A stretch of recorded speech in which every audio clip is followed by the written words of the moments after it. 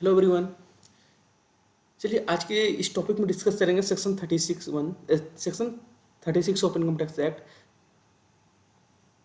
जो हमारा कंटिन्यूशन क्या है, पिछले टॉपिक से है, पिछले पिछले क्लास से है। अब चलिए वीडियो में आगे बढ़ने से पहले चैनल को सब्सक्राइब करें, वीडियो को लाइक करें, कमेंट करें, शेयर करें अगर वीडियो पसंद आती है तो। चलिए आते हैं, बात करते हैं सेक्शन, अब टॉपिक पे आते हैं अपना। सेक्शन 36 सबसेक्शन 1 सब क्लोज 3A, वहाँ बात बताना क्या है, discount on zero coupon bond. अगर कोई company means infrastructure capital company, infrastructure capital fund और पब्लिक सेक्टर कंपनी और शेड्यूल बैंक, ये क्या करती है, चारों कंपनियां जीरो कूपन बॉन्ड इशू करती हैं। अगर जीरो कूपन बॉन्ड को पे जो डिस्काउंट होता है वो प्रो रेटा बेसिस पे अलाउ होता है। किसको? इन जो इशू करने वाली कंपनियों को। चलिए समझते हैं। The discount on a zero coupon bonds to be issued by infrastructure company, capital company, infrastructure capital fund, public sector company और schedule bank shall be allowed on pro rata basis having regard to the period of life of such bond calculated in a such manner as may be prescribed।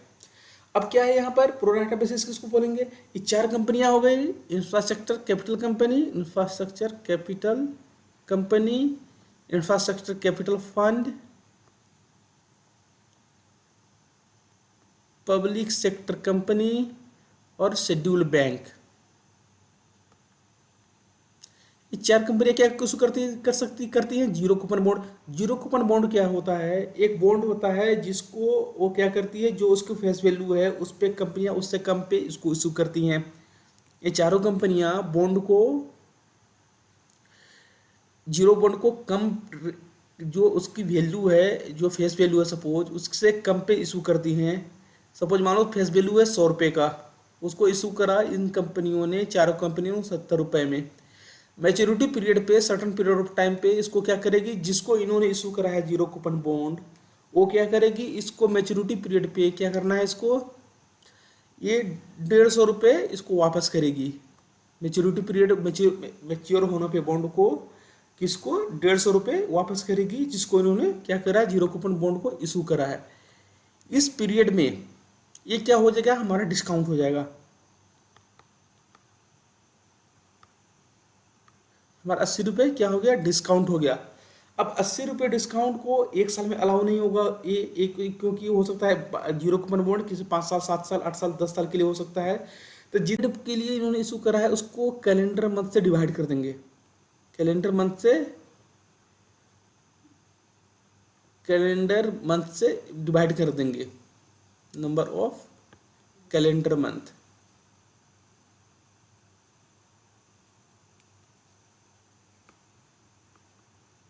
जो amount आएगा वो हमारा ये हो जाएगा pro rata basis. जो जो जो जो फिगर यहाँ पे आएगा डिवाइड करने के बाद नंबर ऑफ कैलेंडर मंथ से, ये हमारा हो जाएगा उस, वो हर एक फाइनेंशियल ईयर में अलाउ होगा, discount as a reduction allow होगा। तो तो कौन कंपनियां इशू कर सकती हैं इंफ्रास्ट्रक्चर कैपिटल बॉन्ड?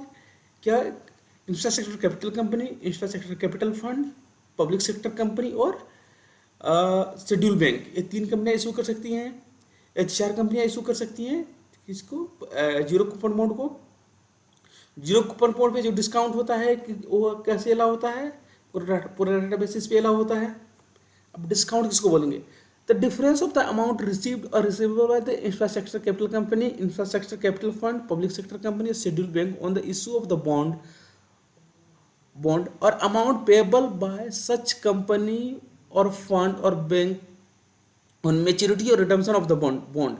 अब क्या, अगर जो बॉन्ड मैच्योर हो गया या उसको रिडम्पशन कर रहे हैं, रिडम्पशन पे या मैच्योरिटी पे जो अमाउंट पे कर रहा है, जिसको इन्होंने इशू करा है, वो क्या हो जाएगा, दोनों का गैप, जितने पे इशू करा है इनको, जितने अमाउंट उस चारों कंपनियों को मिला और उन्होंने मैच्योरिटी पे जो अमाउंट या रिडम्पशन पे जो अमाउंट पेड करा है किसको, जिनको इन्होंने जीरो कूपन बॉन्ड इशू करा था, वो दोनों का डिफरेंस क्या हो जाएगा, ये डिफरेंस क्या हो जाएगा, वो डिस्काउंट कहलाएगा।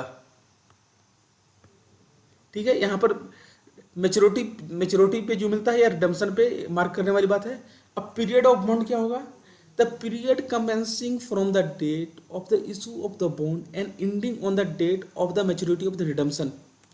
पीरियड कहाँ से स्टार्ट होगा, जिस दिन हमने क्या करा है, बॉन्ड को इशू करा है, और एंड कब क्या होगा, जिस दिन हमने क्या हुआ, बॉन्ड जो है मेच्योर हो गया या रिडम्पशन हो गया।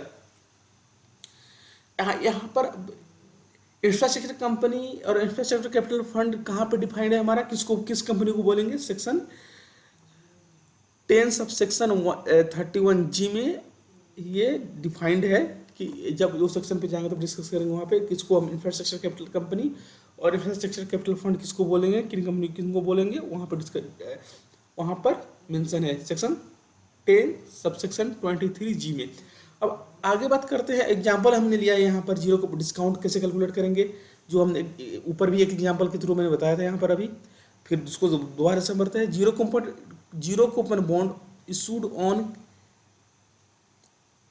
1 दिसंबर 2020 को कितने में, 9,80,000, तो 9,80,000 रुपये में क्या हुआ, जीरो कूपन बॉन्ड को इशू किया गया।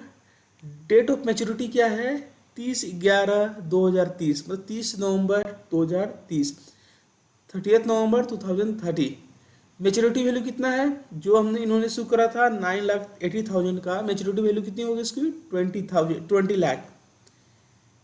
9,80,000 में जो इन्होंने इशू करा था जीरो कूपन बॉन्ड को, मैच्योर 10 साल के बाद मैच्योर होने पे कितने देंगे उसको, 20 लाख रुपए देंगे। तो डिस्काउंट क्या हो गया, 20 लाख 20 लाख माइनस 9,80,000, 10,20,000 हमारा डिस्काउंट हो गया।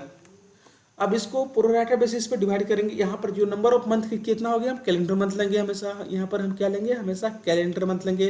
नोट करने वाली बात क्या है यहाँ पर, हाँ यहाँ पर नोट करने वाली बात क्या है, ये यहाँ भी जो भी होगा ये हमारा कैलेंडर मंथ आएगा।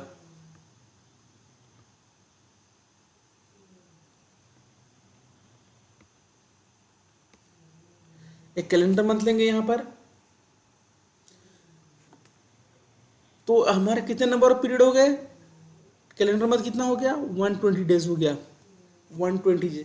अब कैलेंडर मंथ किसको बोलते हैं, कैलेंडर मंथ किसको बोलते हैं, अगर सपोज मैंने 15 तारीख को इशू करा है, आज हो गया 15, आज हो गया सपोज आज मान लेते हैं डेट है 15 मार्च। अगर इसको हम आगे तक जाते हैं, कितना मान लो आगे, हमने रिडम्पशन मान लो 2 महीने में कर दिया इसको, 16 मई को हमने क्या कर दिया, इसका रिडम्पशन कर दिया। एग्जाम्पल के लिए कैलेंडर मंथ समझाने के लिए मैं आ रहा हूँ वहाँ पे, तो कैलेंडर मंथ कितना हो जाएगा हमारा, ये आपका यहाँ से हो गया 15 मार्च से 14 अप्रैल, 14 अप्रैल, 14 फिर 15 से 1 महीने हो गए हमारा यहाँ पे, फिर 15 से कितना हो गया हमारा ये,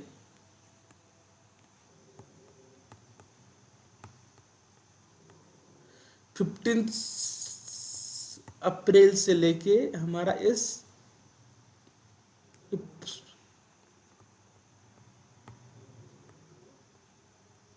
15 मई तक हमारा 1 महीने हो गया, तो हमारे कितने हो गए, 2 महीने हो गए। कैलेंडर मंथ ऐसे करते हैं, जिस दिन कैलेंडर मंथ कैलकुलेट ऐसे करते हैं इस एग्जांपल के थ्रू।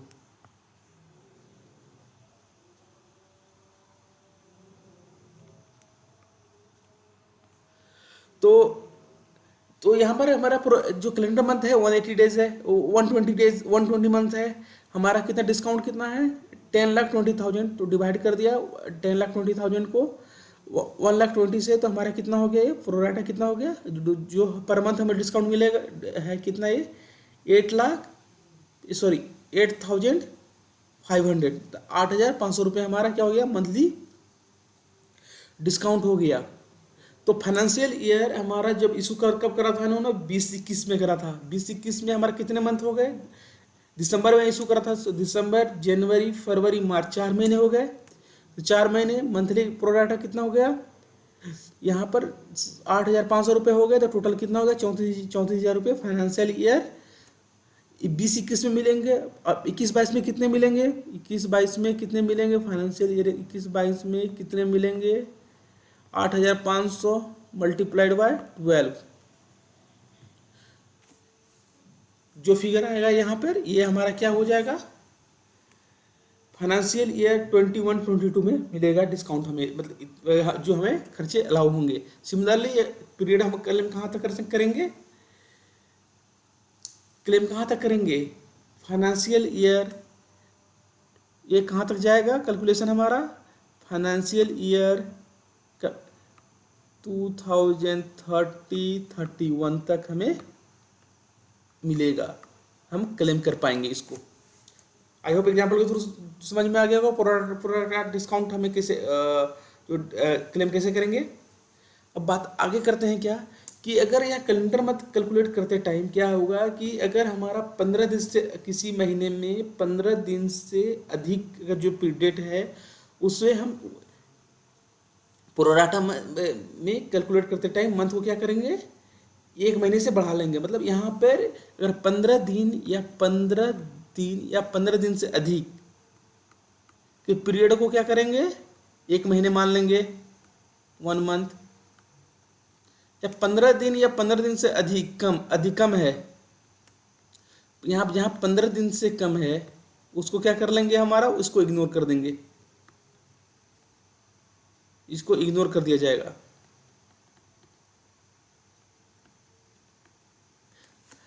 चलिए इसको समझते हैं। Where the calendar month in which bond is issued और द बॉन्ड मैच्योर और redeemed contain a part of the calendar month, then if such part is 15 days or more than 50 days shall be increased to 1 calendar month, and if such part is less than 50 days तो उसको क्या करेंगे, ignore कर देंगे हम लोग यहाँ पर, shall be ignored।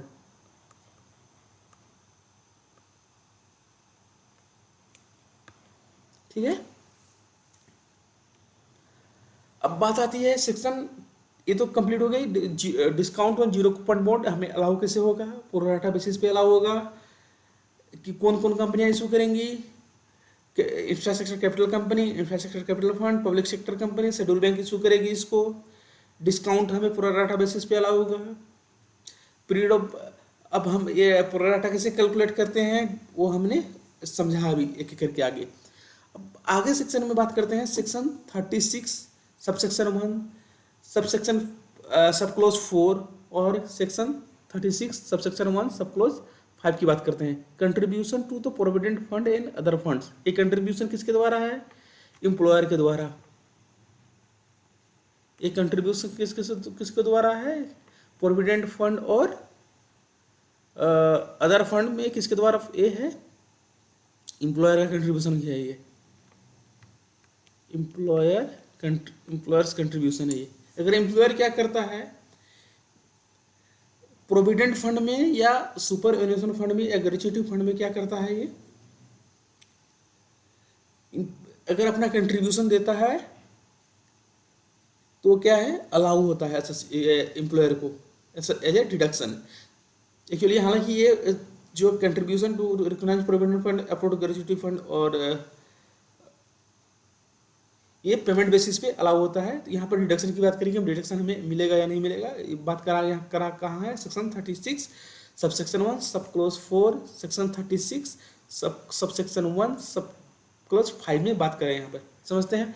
The employees contribution to recognise provident fund, और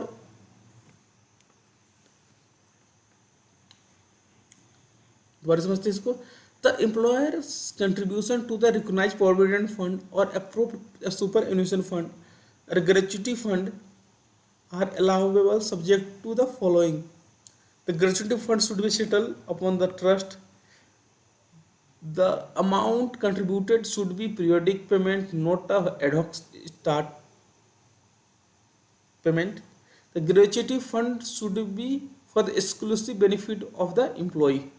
यहाँ पर एम्प्लॉयर ने कहाँ कर क्या करा है, कंट्रीब्यूशन किस फंड में दिया है, रिकॉग्नाइज प्रोविडेंट फंड में दिया है या अप्रूव्ड सुपर एनुएशन फंड में दिया है, ये अप्रूव्ड ग्रेजुएट फंड में अगर अपना कंट्रीब्यूशन दिया है तो अलाउ कहाँ होता है, under section 36 subsection 1 sub clause 4, section 36 subsection 1 sub clause 5 में ये अलाउ होता है।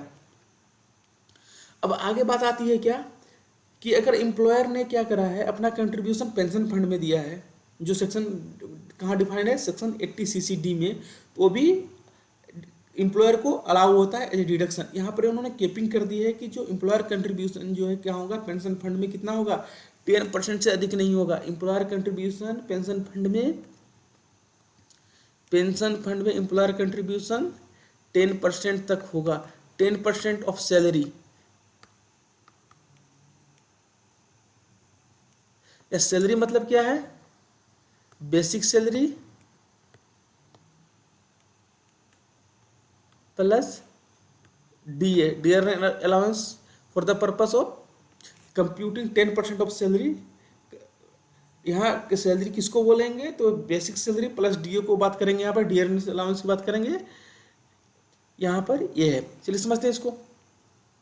Any sum paid by the assessee as an employer by way of contribution towards a pension scheme referred to in section 80 CCD on account of employees to extent it does not exceed 10% of salary of the employee in previous year shall be allowed a deduction। SSC employer को कितना deduction, जो pension fund में employer ने अपना contribution 10% तक दिया है वो एम्प्लॉयर का खर्चा माना जाएगा for under section 36(1) subsection 4A में, और एसएससी को क्लेम करेगा इसी सेक्शन में, section 36 subsection 1 sub clause 4A में एसएससी को वो अलाउ हो जाएगा, एम्प्लॉयर को अलाउ हो जाएगा।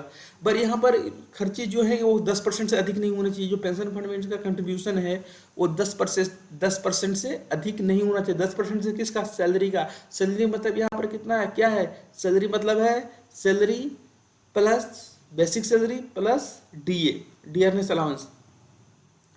ये बात ध्यान देने वाली है यहाँ पर। तो salary for the purpose includes DA dearness allowance but excludes all other perquisites and allowances. यहाँ पर बस क्या करेंगे, DO को इंक्लूड करेंगे बेसिक सैलरी में, बाकी अदर अलाउंसेस और परक्विजिट्स को यहाँ पर इग्नोर करेंगे for the purpose of computing 10% of employer contribution toward the pension fund referred under section 80 CCD में। और एसएससी को क्या होगा, 10% से अधिक अलाउ नहीं होगा। अब बात आती है सेक्शन 36 सबसेक्शन 1 सेक्शन सब क्लोज 5A। अभी हमने बात करा था सेक्शन 36 सबसेक्शन 1 क्लोज 4 और 5 में, यहाँ per employer contribution towards provident fund, employer की बात करा था हमने। अब यहाँ पर सेक्शन 36 सबसेक्शन 1 सबसेक्शन 5A में किसकी बात करता है, employees contribution towards PF fund. अब PF का जो फंडा है, PF का फंडा क्या है कि एसएससी जो करता है क्या है, एम्प्लॉयर जो पेमेंट करते टाइम एम्प्लॉयर क्या देता है, एम्प्लॉय को सैलरी देता है। एम्प्लॉयर को क्या देता है, एम्प्लॉय को सैलरी देता है as per the PF act, as per the EPF act. Employer को क्या करना है, सैलरी देते टाइम वो क्या करेगा, अगर एम्प्लॉय रिटायर होता है, रिटायरमेंट के केस में, उसके बाद एम्प्लॉय के रिटायरमेंट के होने के बाद एम्प्लॉय का खर्च कौन उठाएगा, तो इसलिए एक प्रोविजन आया है किसमें, PF एक्ट में, कि क्या करेगा, सैलरी देते टाइम एम्प्लॉयर क्या करेगा, कुछ परसेंट उसका जो एम्प्लॉय अगर चाहे तो अपना कुछ परसेंट कहाँ जमा करवा सकती है, EPF अकाउंट में। एम्प्लॉय कहाँ डिपॉजिट करवा सकती है, EPF अकाउंट में।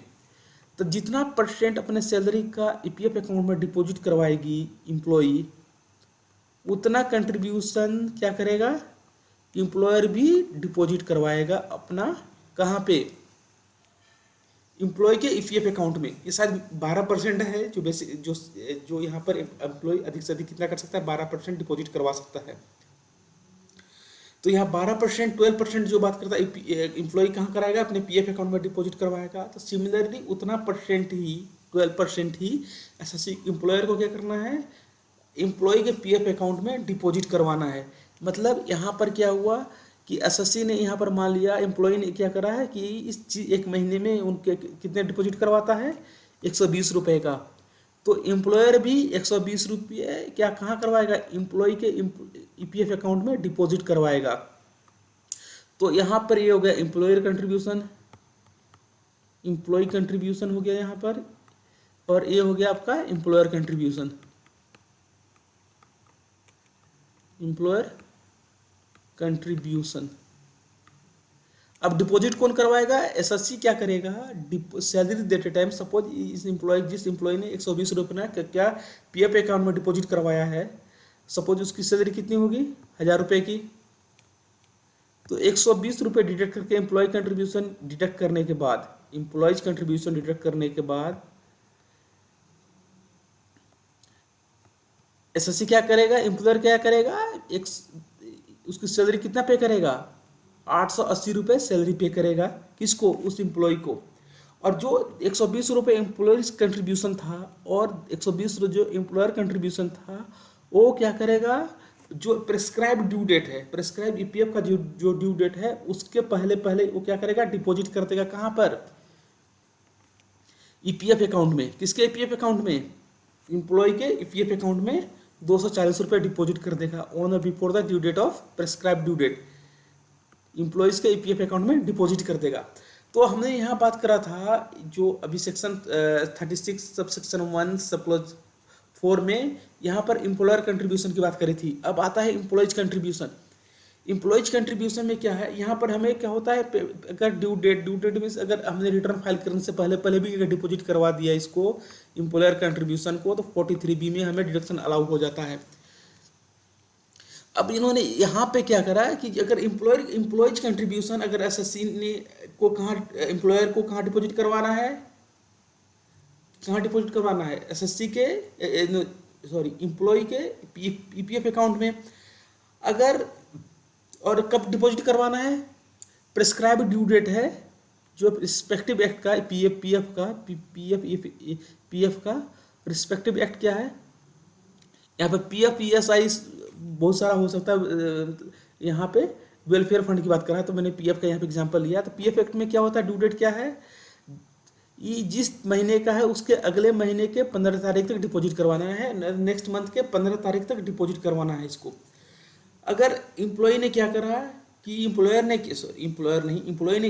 ने क्या करा यहाँ पर, अगर डिपॉजिट करवा ले लिया, डिडक्शन ले, यहाँ पर अमाउंट डिडक्ट कर लिया किससे, सैलरी से, एम्प्लॉयज कंट्रीब्यूशन, अगर इसको डिपॉजिट करवा देता था after beyond the due date, तो 15 तारीख के बाद भी अलाउड डिपॉजिट करवाता ईपीएफ अकाउंट में एम्प्लॉय के। तो बहुत सारे केस लॉज है जिसमें एमिल इंडिया है, उसके बाद राजस्थान हाई कोर्ट के जजमेंट हैं, सुप्रीम कोर्ट, उसके बाद सुप्रीम कोर्ट का जजमेंट आया, उसमें उन्होंने क्या बोला कि जो अगर एम्प्लॉयज कंट्रीब्यूशन अगर एम्प्लॉयर क्या करता है, अगर प्रेस्क्राइब ड्यू डेट के बाद अगर डिपॉजिट करवाता है तो भी उस डिडक्शन उसी साल में मिल जाएगा, बशर्ते कि एसएससी रिटर्न फाइल करने से पहले पहले डिपॉजिट करवा दिया हो, तो सेक्शन 43B में डिडक्शन मिल जाता है। बस एक अमेंडमेंट आया इन्होंने 2021 में, और अमेंडमेंट में इन्होंने एक्सप्लेनेशन 2 को इंसर्ट करा है। यहाँ पर इन्होंने बोला है कि जी एसएससी जो केस लॉस के बेसिस पे एम्प्लॉयर को जो बेनिफिट मिल जाता था किसमें, एम्प्लॉयज कंट्रीब्यूशन के लिए टुवर्ड्स पीएफ और ईएसआई और अदर वेलफेयर फंड, अब वो नहीं मिलेगा। अब क्या होगा, ड्यू डेट को या ड्यू डेट से पहले पहले ही डिपॉजिट करवाना होगा। चलिए बात समझते हैं इसको। सेक्शन 36 सब सेक्शन 1 सब क्लॉज 5A में, the deduction in respect of any sum received by the employers as a contribution from his employees towards any welfare fund. Welfare fund मैंने एग्जाम्पल कहाँ क्या लिया था, पीएफ का, यहाँ पे ईएसआई भी हो सकता है, पीएफ ईएसआई ये सारे वेलफेयर फंड में आते हैं। Welfare fund of the such employee will be allowed only if sum is credited by employer to the employee's account in the relevant fund on or before the due date of the respective act. Respective act means यहाँ पर PF जिस act में deduct करा है इन्होंने, EPF act या ESI act जो भी होगा, यहाँ पर जो रेस्पेक्टिव एक्ट होगा वो यहाँ पर उस वेलफेयर फंड में डिपॉजिट करवाएंगे ड्यू डेट जो वहाँ पर दिया होगा। तो इन्होंने आगे बात करा है explanation to inserted by finance act 2021 with effect from 1 April 2021 for the removal of doubts. उन्होंने क्या यहाँ आंसर करा, for the removal of doubts it is hereby clarified that the provision of section 43B shall not apply, shall be deemed to never to have been applied for the purpose of determining due date under this section। 43B में क्या होता है, payment basis पे होता था यहाँ पर allowance, payment basis पे होता था। अगर हमने ड्यू डेट में डिपॉजिट नहीं करवाया, अगर फाइल करने से पहले एम्प्लॉयर ने क्या करा है, डिपॉजिट करवा दिया पीएफ और ईएसआई एक्ट में, तो अलाउ हो जाता था। इन्होंने ऐसा इसलिए किया है कि एम्प्लॉयर ने अगर एसएससी का एम्प्लॉयज का कंट्रीब्यूशन अगर डिडक्ट करा, उसको इन्होंने मजबूर कर दिया कि डिपॉजिट उनके पीएफ अकाउंट या एस अकाउंट में करवाना है, मतलब वो डिडक्ट करके उस पैसे को अपने खा नहीं सकता वो। अगर वो डिपॉजिट करवाएगा तो उसका डिडक्शन मिलेगा, अदरवाइज वो क्या हो जाता है, इनकम का पार्ट हो जाता है। एम्प्लॉयज कंट्रीब्यूशन जो है अगर उसको डिपॉजिट करवाना है, मैंडेटरी है। एम्प्लॉयज कंट्रीब्यूशन क्या है, कंट्रीब्यूशन डिपॉजिट करवाना मैंडेटरी है रिस्पेक्टिव अकाउंट में 120 रुपये एग्जाम्पल के तौर पर। अगर ये डिपॉजिट नहीं करवाता है तो ये इनकम हो जाएगा एसएससी का, कि एम्प्लॉयर का ये क्या हो जाएगा, इनकम हो जाएगा। ये इनकम तो है ही, जो एम्प्लॉय से जो मिलता है वो सारे इनकम है, इनकम होता है। उसको डिडक्शन कब मिलता है, जब वो पेमेंट करने के बाद इसका डिडक्शन मिलता है। अगर उन्होंने पेमेंट नहीं करा तो इनकम ही रहेगा। अगर उन्होंने पेमेंट कर दिया before the due date, on और बिफोर द ड्यू डेट, वो क्या हो जाएगा, ये एम्प्लॉयर का को डिडक्शन मिल जाएगा। अगर उन्होंने ड्यू डेट से के बाद डिपॉजिट करवाते हैं तो इनकम ही रहेगा। इस पर एसएससी को टैक्स देना पड़ेगा, एम्प्लॉयर को टैक्स देना पड़ेगा। आई होप सेक्शन 36(1)(5)(a) समझ में आ गया होगा। अब बात आती है क्या, सेक्शन 36 सबसेक्शन 1 सब क्लॉज 6 में, कि कोई एसएससी उसका बिजनेस क्या है, बिजनेस है उनको गाय पालते हैं या कोई पालतू जानवर पालते हैं, उनका बिजनेस क्या है, उससे कमा के खाते हैं वो लोग। मतलब जो बिजनेस से इनकम होता है वही इनकम होता है उस एसएससी का, जिसे गाय का पालना, भैंस का पालना या अदर कोई जो डोमेस्टिक एनिमल्स होते हैं उसको पालना और सेल करना जो होता है उनका, वो उनका बिजनेस होता है। तो इस केस में क्या है कि जो ये लाइव स्टॉक हैं, जो एनिमल्स हैं ये लाइव स्टॉक हैं। लाइव स्टॉक पे क्या होता है, हमें डिप्रिसिएशन नहीं मिलता है। लाइव स्टॉक पे हमें डिप्रिसिएशन, कोई डेयरी फार्म है, डेयरी फार्म में बहुत सारे गाय हैं, तो वहाँ पे क्या होगा, वो एसएससी क्या करता है, डेयरी किस बिजनेस में इंगेज है, डेयरी फार्म में इंगेज है। क्या करता है वो, दूध गायों से दूध निकालना और बेचना, या भैंसों से दूध निकालना और बेचना। तो यहाँ पे क्या है, जो के पास जो काउज हैं या बफेलो हैं, इस पे हमारा क्या होगा, ये इस पे डिप्रिसिएशन जो इन्होंने इनकर्ड खर्चे करे हैं किसके लिए, परचेज करने के लिए गाय को, इस पे डिप्रिसिएशन नहीं मिलेगा। डिप्रिसिएशन का प्रोविजन ही नहीं है लाइव स्टॉक में। तो अगर इस केस में अगर होता क्या है कि अगर मान लो, अगर आपका अगला क्वेश्चन है कि अगर इस केस में अगर गाय की डेथ हो जाती है या बफेलो की डेथ हो जाती है, तो वहाँ पर क्या क्या बेनिफिट है इनको। तो यहाँ पर कैपिटल एक्सपेंडिचर अलाउ होता है। कैपिटल एक्सपेंडिचर भी उन्होंने जितने में परचेज करा था, अगर डेथ या यूजलेस हो गए, इन्होंने जितने में परचेज करा था, इन्होंने कितना क्या करा था, जितने में इसको परचेज करा था गाय काउस को, इन्होंने क्या करा, सपोज 2 लाख रुपए में एक गाय को परचेज करा इन्होंने, और उसको इन्होंने अगर मान लो अगर यूजलेस है तो उसको जितने में इन्होंने सेल करा, या डेथ होने पे उनके जो अवशेष बचे हैं उनको,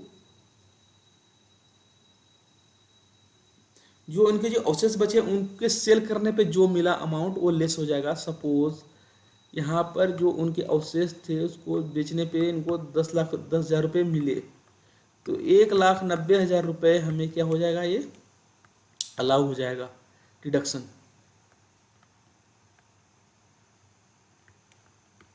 डिडक्शन हमें अलाउ हो जाएगा।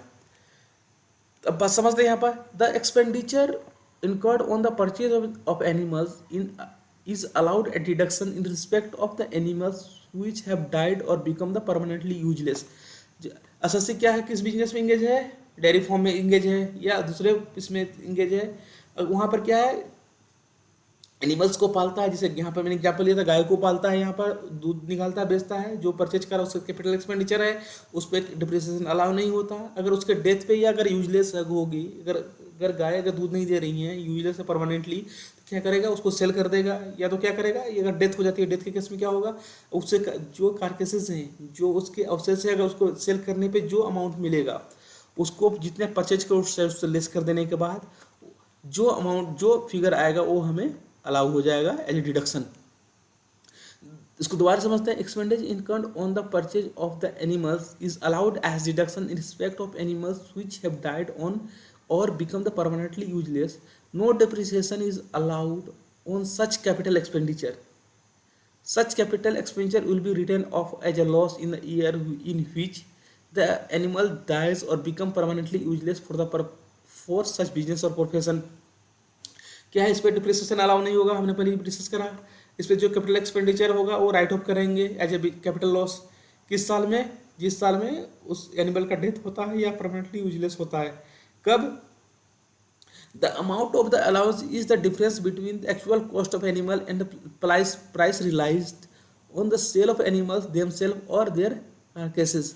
अगर हमने परमानेंट यूजलेस है तो क्या करेंगे, उसको सेल करेंगे, सेल करने के बाद जो अमाउंट होगा, जो एक्चुअल कॉस्ट है, एक्चुअल कॉस्ट से हम उसको जो अमाउंट हमने रियलाइज, जो हमने मिला है, जितने पे सेल करा वो लेस करेंगे, वो डिफरेंस क्या होगा, हमें कैपिटल लॉस हो जाएगा और हमें डिडक्शन अलाउ होता है under section 36 subsection 1 sub clause 6 में।